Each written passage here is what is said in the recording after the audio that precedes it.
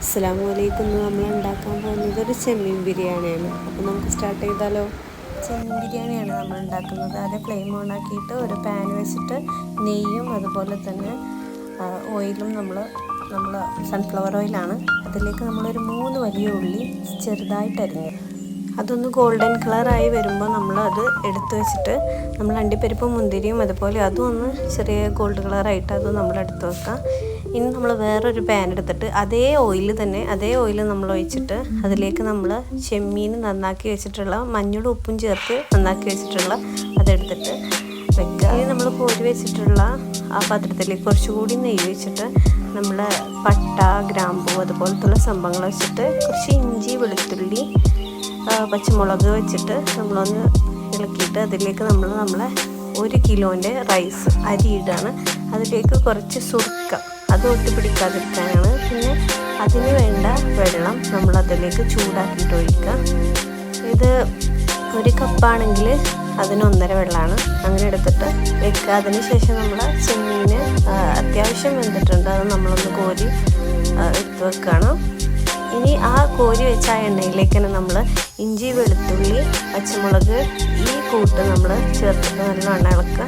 അതിലേക്ക് പട്ട, ഏലക്കായി, ഗ്രാമ്പു ഇതിട്ടിട്ട് നല്ലോണം ഇളക്കിയതിന് ശേഷം 2 വലിയ തക്കാളിയും ഒരു ചെറിയ വലിയ ഉള്ളിയുടെ പീസും വെച്ചിട്ട് നമ്മൾ നല്ലോണം ഇളക്കുക. അതിലേക്ക് നമ്മൾ കുറച്ചുകൂടി എണ്ണ ആഡ് ചെയ്തു. പിന്നെ കാശ്മീരി മുളക് 1 സ്പൂണ്, പിന്നെ അതേപോലെ മഞ്ഞൾപ്പൊടി, നമ്മൾ എരിവുള്ള 2 സ്പൂണ് മുളക് പൊടി, പിന്നെ കുരുമുളക് പൊടി 1 സ്പൂണ്, ഗരം മസാല 1 സ്പൂണ്. എരിവ് കുറച്ചും കൂടി ഇഷ്ടമായതുകൊണ്ട് നമ്മൾ കുറച്ചും കൂടി മുളക് പൊടി ചേർത്തിട്ടുണ്ട്. ഇനി നല്ലവണ്ണം അതൊന്ന് പാകമായി വരുന്നത് വരെ അതിൻ്റെ ഇടയിൽ നമ്മൾ കുറച്ച് ഉപ്പ് ആഡ് ചെയ്യുക. കാരണം നമ്മൾ നമ്മുടെ ചെമ്മീനിൽ ഉപ്പ് ആഡ് ചെയ്തിട്ടുണ്ട്. പിന്നെ നമ്മൾ പൊരിച്ച് വെച്ചിട്ടുള്ള ഉള്ളി അതിലേക്ക് ആഡ് ചെയ്തിട്ട് നല്ലവണ്ണം നമ്മൾ മിക്സ് ചെയ്തതിന് ശേഷം മല്ലിയില, പുതിനയില, കരിവേപ്പില ഈ 3 ഇലകളും നമ്മളതിലേക്ക് ആഡ് ചെയ്തിട്ട് ഒന്നുകൂടി നമ്മൾ നല്ലവണ്ണം മിക്സ് ചെയ്യാം.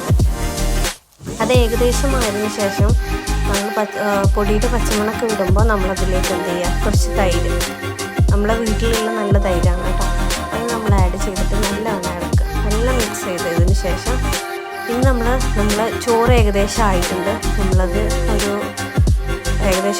നമ്മളിനി നമ്മളെ ഈ ഗ്രേവിയിലേക്ക് നമ്മളെ ചെമ്മീൻ നമ്മൾ പൊരിച്ച് വെച്ചിട്ടുണ്ടല്ലോ അതൊന്ന് ആഡ് ചെയ്തിട്ട് നല്ലവണ്ണം ഇളക്കുക. ഇനി നമ്മൾ വേറൊരു പാത്രത്തിലാണ് ദമ്മിടുന്നത് കേട്ടോ. അപ്പോൾ നമ്മളത് ചൂടായതിന് ശേഷം നമ്മൾ മസാലകളൊക്കെ അടിയിലേക്ക് ഇട്ടിട്ട് അതിന് മുകളിൽ നമ്മൾ കുറച്ച് മല്ലിയില ഇടുക. പിന്നെ നമ്മൾ ഗരം മസാലയും നമ്മൾ പൊരിച്ച് വെച്ച കുറച്ച് ഉള്ളി അവിടെ എടുത്ത് വെച്ചിട്ടുണ്ടായിരുന്നു, അതും കൂടി ഇട്ടിട്ട് ഇനി നമ്മൾ റൈസ് ഇടുകയാണ്. നമ്മളൊരിക്കലും റൈസ് ഇടുമ്പോൾ അത് അമർത്തരുത്. അത് ചെറുതായിട്ടൊന്നിങ്ങനെ സ്പ്രെഡാക്കി കൊടുക്കുക എന്നല്ലാതെ നമ്മൾ അമർത്തരുത്. അങ്ങനെ നമ്മൾ ഏകദേശം ഒരു റൗണ്ട് ഫില്ല് ചെയ്യുമ്പോൾ അടുത്ത് നമ്മൾ എന്ത് ചെയ്യുക, പൊരിച്ച് വെച്ചിട്ടുള്ള ഉള്ളിയും പിന്നെ മല്ലിച്ചപ്പും പിന്നെ കുറച്ച് നമ്മൾ ഗ്രേവിയിൽ നിന്ന് നമ്മൾ കുറച്ച് വെള്ളം എടുത്ത് വെച്ചിട്ടുണ്ടായിരുന്നു, അതും നെയ്യും കൂട്ടിയതാണ് നമ്മൾ അതിൻ്റെ ഇടയ്ക്കൊന്ന് ഒഴിച്ചത്. അതിന് ശേഷം അടുത്ത ലെയർ നമ്മൾ റൈസ് ഇടുക. അതേപോലെ തന്നെ ആദ്യം ചെയ്ത പോലെ തന്നെ നമ്മൾ ഉള്ളിയും അതിലേക്ക് നമ്മൾ എന്ത് ചെയ്യുക, കുറച്ച് മല്ലിച്ചപ്പും നമ്മൾ ഈ നെയ്യും ഇതും കൂട്ടിയിട്ടുള്ള ഇതും ഒഴിച്ചതിന് ശേഷം അടുത്ത ലെയർ ഇടുക.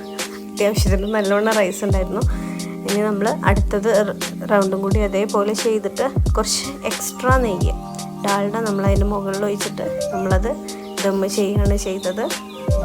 ദമ്മ് ചെയ്യാൻ നമ്മൾ അതിൻ്റെ അടപ്പ വെച്ചിട്ട് അതിൻ്റെ മുകളിൽ കുറച്ച് വെയിറ്റില്ല നമ്മളവിടേക്ക് കുത്താൻ. അപ്പോൾ നമ്മുടെ ബിരിയാണി ഏകദേശം ആയിട്ടുണ്ട്. അപ്പോൾ നമ്മളത് പൊട്ടിച്ചു. ഇനി നമ്മളത് വേറൊരു പാത്രത്തിലേക്ക് മാറ്റിയിട്ട് നമ്മളതൊന്ന് റൈസ് കറിയും ഇത് നമ്മുടെ ഗ്രേവി വേറെയാക്കിയിട്ട് നല്ല മിക്സ് ചെയ്യാം. അപ്പോൾ നമ്മുടെ ബിരിയാണി റെഡി. Thank you.